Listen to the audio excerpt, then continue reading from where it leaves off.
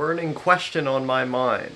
A question that's been burning like no other. Something that I've continually thought about again and again and again throughout the vast majority of my life, at least the conscious majority of my life. When I got onto the internet and started really thinking about things and had opinions on stuff, when I started really reading and researching and learning, why was the past so great? What is it? What is it about this strange maleficence of time that I've synthesized into this capsule, this tatami, this mat of tatamis that I must lie in and surround myself with. Why was the past so great? I need to understand. I need to understand why was the past so great, and it's a phrase that I keep thinking about over and over and over again, because like it it sort of embodies everything about the way that I think and view media, because people really hate me in the anime community because I do not like modern anime. I've continually made it a point that I do not like modern anime. That being said, there are some shows that I really like K-On! And a few other ones, but by and large, I hate the aesthetic of modern anime, I hate the themes of modern anime, and I hate the genres of modern anime. They're bad. They're just bad. I hate modern comics. I hate the sort of digital art style that's overtaken the comic book scene, which is why I tend to prefer manga, because manga tends to be hand drawn rather than done on the computer.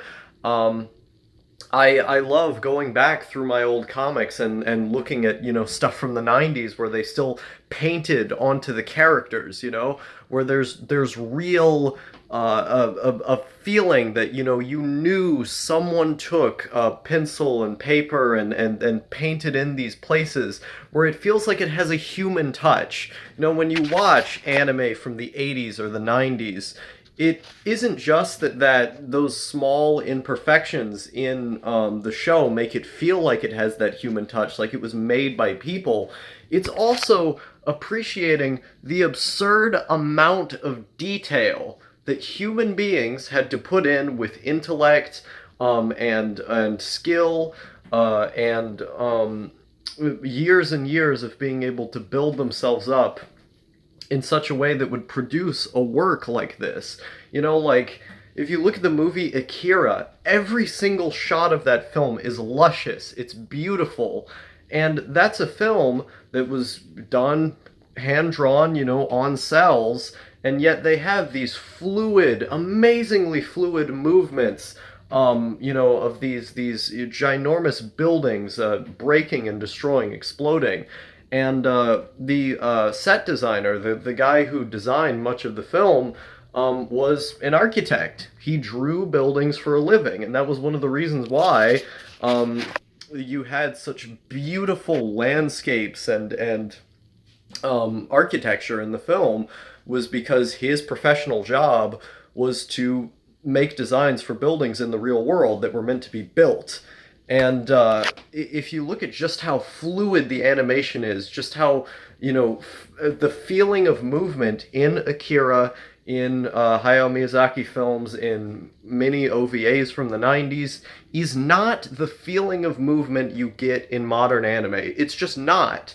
Because when you have, work being done on the computer, you can draw each frame of computer animation, but it's not going to have the same feeling of cells, of hand painted, cells that people had to mess up on the frames and then redo them. Like, it's never going to feel the same.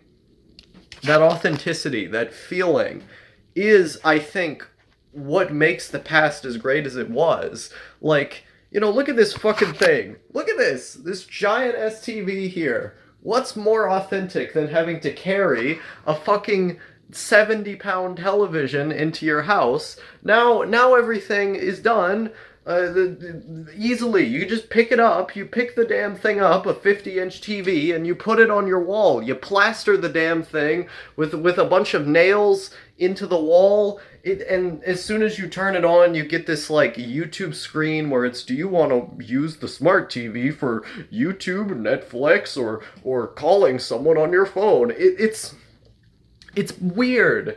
It doesn't have the, let me just have a big brick that I can put in my house and then turn on. There's all these complicated moving parts. It's all flat. I didn't grow up with flat TVs. I grew up with TVs that make sense, that look cool, and have a personality to them. They're simple, but that simplicity has a personality. We've made everything so convenient that it's taken the authenticity out.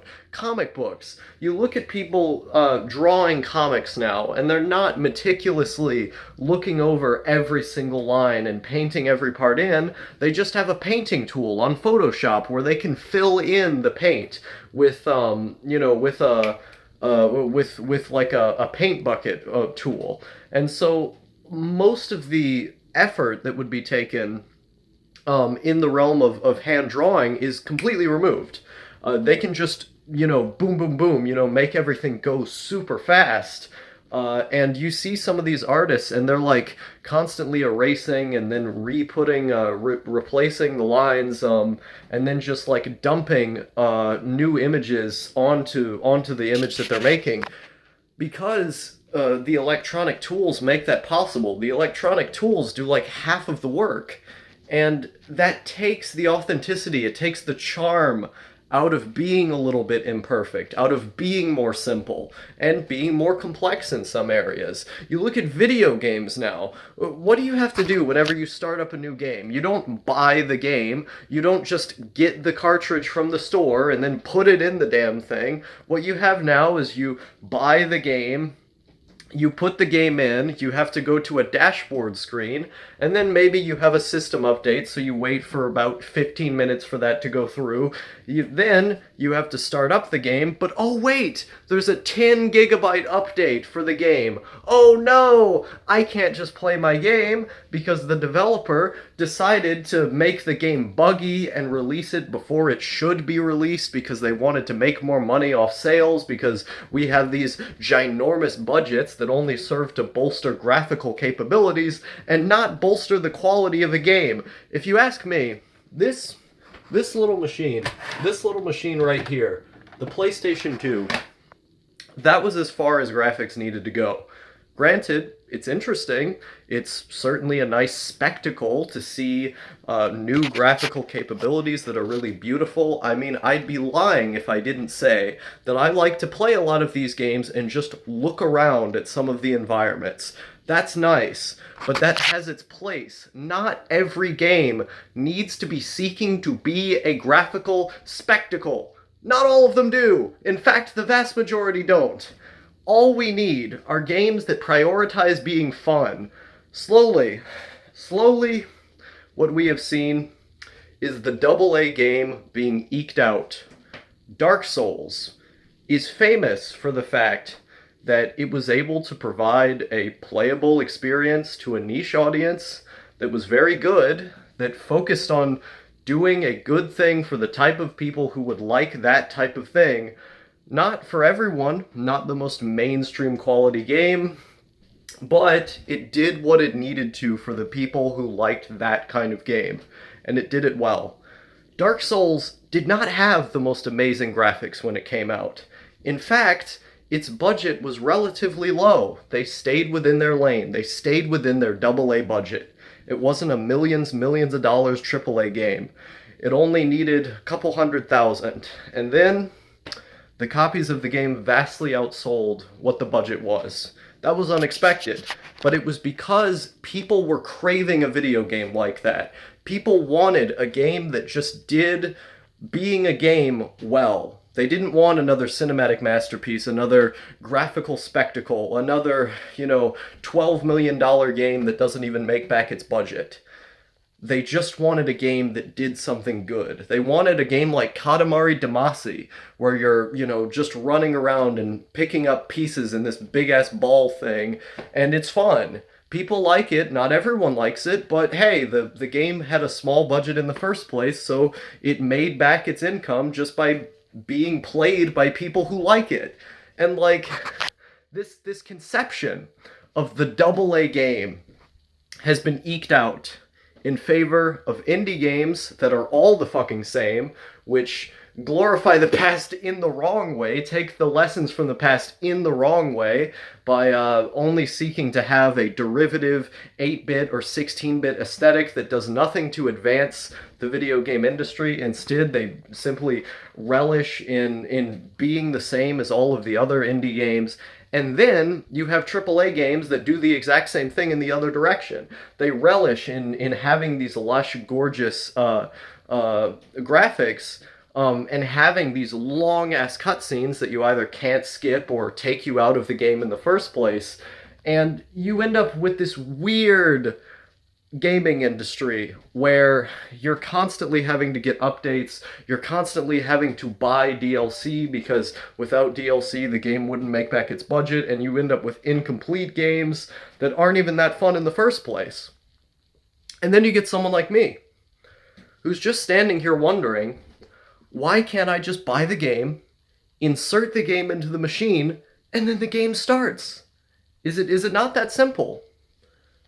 I'm recording this video on a cell phone. I've made no secret that I really hate cell phones. As a concept, as an idea, morally, ethically, on a principled level, I hate cell phones. Not just because the NSA and all these other people can constantly monitor everything you do through the cell phone. Thanks, Edward Snowden, for letting us know about that. It's also that I do not want everything I do to be centralized into one device. Because then you just use that device all day. You know, if the only thing I can do is just go on Discord, go on YouTube, and, call people and all these different things, play games on the phone, you never leave the phone. You know, there's a reason we have computers, is that we get up, we have to walk over to the computer and then sit our asses down, and then we watch YouTube there. And when we realize that we've been sitting down for too long, we get up and we walk outside, or we go to the TV and we play a game and do something else. We don't read books all on one device. We don't play games all on one device. Communicate with people all on one device. It's just a mini computer in your pocket. That conception, that idea of just having everything in one thing, commodifying everything you do to such an extent, making everything so convenient that it's all in the palm of your hand, what's the motivation to even get up out of your chair? What's the motivation to even do anything else? You just have everything so centralized into one fucking device. I just want to be given a camera again. I want to be able to go out with my tripod and be able to film stuff and look cool and go, wow, I just filmed some stuff. That sure does look cool. And then take my SD card, insert it into the computer, and then edit the footage there. I don't want to have to deal with this strange malaise of talking to people over a cell phone and then taking the cell phone out to take pictures of stuff and then sending them over a YouTube app of some kind. It takes up your time. It's like crack, you know? What does crack do? What does crack do? Crack addicts you. It's made to make you addicted, but it hurts. The more you do, the more pain you feel, and yet you keep coming back to it. You know, Twitter, Facebook, these websites are not designed to be good in any sense of the word. They are designed to keep you on them with a constant stream of dopamine. And I've made this criticism of the major social media sites. That's why I don't use the major social media sites. But the phone is equally centralized in the same way that those social media sites are. And if you have everything right in front of you, your YouTube subscription page, your YouTube homepage, you just keep cycling through video, video, video. You go through your Twitter, you just keep cycling through tweet. you are now put into a situation where getting those little bitty hits of dopamine, those little bitty satisfying meters going up inside of your head for doing essentially nothing all day. You don't have to move from your chair. You don't have to get intellectually stimulating or interesting content. It's all in the palm of your hand. It just so happens that the most simple and the most satisfying thing that you can do provides you nothing in return. They're momentary feelings of joy that someone liked your post or that you saw a mildly interesting YouTube video, but they do nothing to advance you as a person. You just keep sitting there on that goddamn device that keeps you from ever getting up from your goddamn chair. And it pisses me off. It pisses me off that the world is like this, that we've made it to where flat screens and smart TVs and cell phones and all of these other things are the main mode by which information is communicated. That every single, social media platform, every single, means of communication is all centralized into one device that we all have, and they all don't work very well. They have their own problems of constant updating and all these other things. It's annoying. It all feels way too annoying for what it should be, which is to make our lives easier, right? But the way in which it attempts to do that ends up just making our lives harder. The video game industry, making our lives harder with constant updates and unfinished games. Without providing a good product, they seek to create a visually interesting product that ends up looking the same as all of the other ones, except in terms of graphical fidelity. With phones, they seek to make us stay on them as long as possible, as easily as possible, but in doing so, they also force us to do the most easy things, which is not a stimulating environment for growth. Instead, it's an environment for stagnation. With TVs now, they lose the charm and the simplicity that TVs had before, and on a technical level as well, they lose the depth, the sheer quality of picture that CRTs were able to generate on HD CRTs, like the Sony Trinitrons. All of these little things, it makes me want to sit here and tell you why the past was that great. And I've thought about this for so long with physical books, for instance. People always tell me, Star, why do you want to buy all of these physical books? Why don't you just read them on the computer? And I have to respond, because it doesn't feel like I'm reading when I do it on the computer. If I cannot pick up this book right here, if I can't hold this, and as I'm reading it, be able to turn the pages, to look back at pages that I had looked at before, and then write down notes beside of it, and be able to feel like I'm physically progressing as I read the book, then that is a problem. Every time I take my hand and I move the page, that is a physical sign of progression in the story. It's as if I am physically interacting with it, and there's no eye strain from having to look at the fucking monitor or the fucking tablet all day. It just exists in my hand as information being conveyed to the reader. And this idea that the modern world is made to make everything more convenient has, ironically, created convenience for the sake of mediocrity. We've made everything more convenient in a sense, but that convenience and that quote-unquote technological progress takes out the simplicity and the ease of access we once had before. In the pursuit of convenience, we've only found the opposite. And every single day I'm forced to interact with and use the kind of hardware and software the modern world seems to require us of, or forces us to use, the more infuriated I become. And if I could go back, if I could switch to a landline, if I could get rid of this phone in favor of a camera and didn't have to interface with all of this nonsense, this utter nonsense that the modern world has forced us to, be a part of, I would probably be less infuriated. the past the past technologies, like what I grew up with in my rural town in Tennessee of 1,000 people, in which everyone was separated by miles of trees, in which everyone was 2 generations behind on gaming consoles, everyone used the landline, and no one would have even thought about having a cell phone. That, I think, is when things made sense, when it was easy, when if you needed to send a paper to someone, you didn't have to open up Facebook and look at all of these nonsense memes that end up addicting you for about 30 minutes to keep on clicking through and clicking through.